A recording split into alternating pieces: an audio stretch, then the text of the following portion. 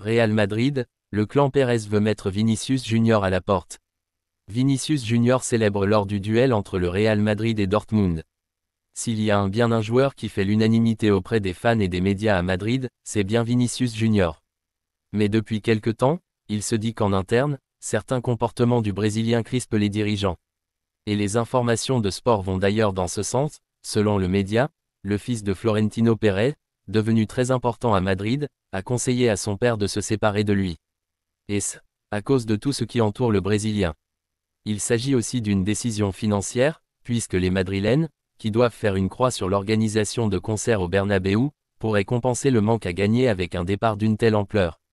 Certaines discussions de l'entourage de Vinicius Junior avec l'Arabie Saoudite dans le dos du Real Madrid ont aussi beaucoup déplu. Pour l'instant, Florentino Pérez refuse de se séparer de l'ancien de Flamengo, précise le média. Le Real Madrid met un coup de pression à Kylian Mbappé. Les Madrilènes en attendent plus de Kylian Mbappé et ils le lui ont fait savoir ces derniers jours. Kylian Mbappé. Les temps sont durs pour Kylian Mbappé. La bienveillance et la patience des premières semaines de compétition ont peu à peu disparu à Madrid, laissant place aux premiers doutes et aux premières critiques contre le Bondinois. L'attaquant tricolore, qui n'a pas marqué lors des 4 dernières rencontres de son équipe, récolte ainsi des réprimandes assez fortes dans les médias espagnols. Certains journaux ibériques évoquaient même un agacement de certains joueurs madrilènes, lassés de voir KM9 pas assez impliqué défensivement notamment. Du côté du Real Madrid, on se dit plutôt confiant. Florentino Pérez est toujours convaincu des qualités de l'attaquant qu'il a tant attendu, alors que Carlo Ancelotti est lui aussi persuadé qu'il parviendra à montrer son meilleur niveau, et qu'il formera un duo d'exception avec Vinicius Junior. Mais l'entraîneur italien et les grosses têtes du Real Madrid ont aussi demandé quelque chose d'important à Mbappé. Mbappé doit endosser un nouveau costume. Comme l'indique Relevo, le Real Madrid souhaite que Kylian Mbappé devienne un leader, un des patrons du vestiaire.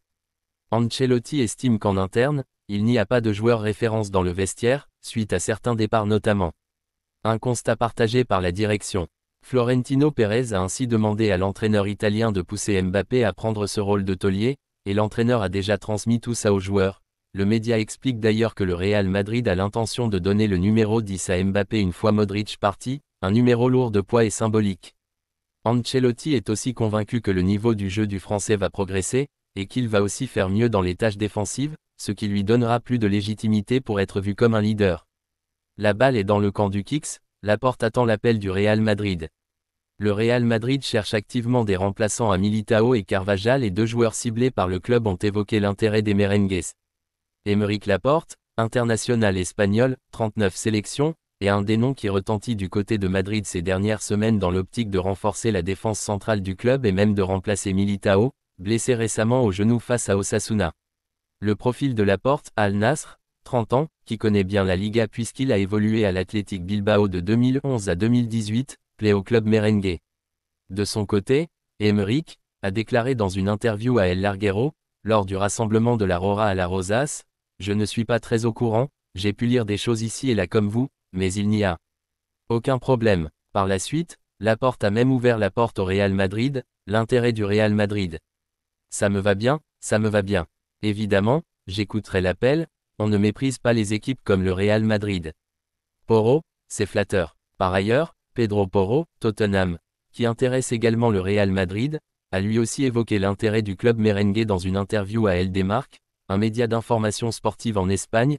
Mes amis m'envoient les rumeurs, c'est flatteur, c'est le fruit du travail bien fait que l'un des meilleurs clubs du monde me regarde.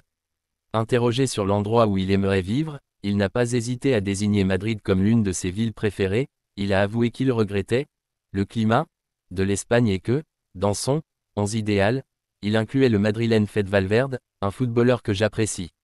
L'international espagnol de 25 ans, 5 sélections, n'a pas caché son envie de revenir en Liga, mais il a prétendu être concentré sur son travail. J'ai 25 ans, à 26 ans je ne sais pas où je peux être, le football est comme ça.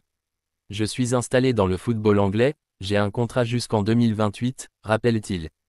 En ce qui concerne les informations qui le placent sur l'orbite du Real Madrid et d'autres grands clubs en Europe, Pedro a déclaré que « Mon nom et d'autres sont évoqués, mais je suis concentré sur mon club et maintenant sur la sélection. » Culture. Rodri Manchester City. Rodri au Real Madrid, c'est valide.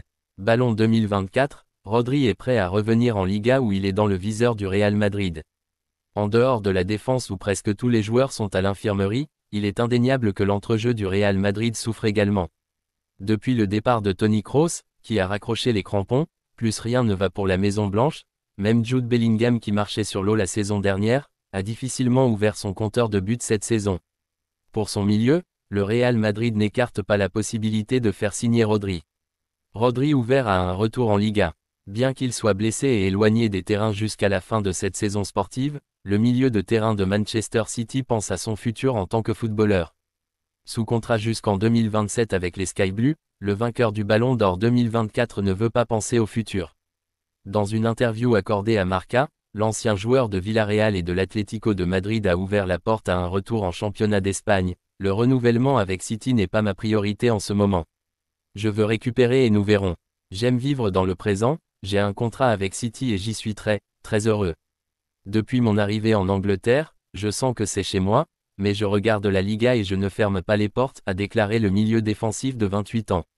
Une sortie qui ne plairait sûrement pas aux fans de Manchester City. Dans le viseur du Real Madrid, Rodri aurait ainsi fait un appel du pied à la Maison Blanche, qui pourrait se manifester pour se l'adjuger afin de garnir son entrejeu. FC Barcelone, après Yamal et Lewandowski, un autre attaquant blessé et absent un mois. Le FC Barcelone reste sur une défaite face à la Real Sociedad, 1-0. Les Blaugrana passent tout de même la trêve de novembre en tête de la Liga.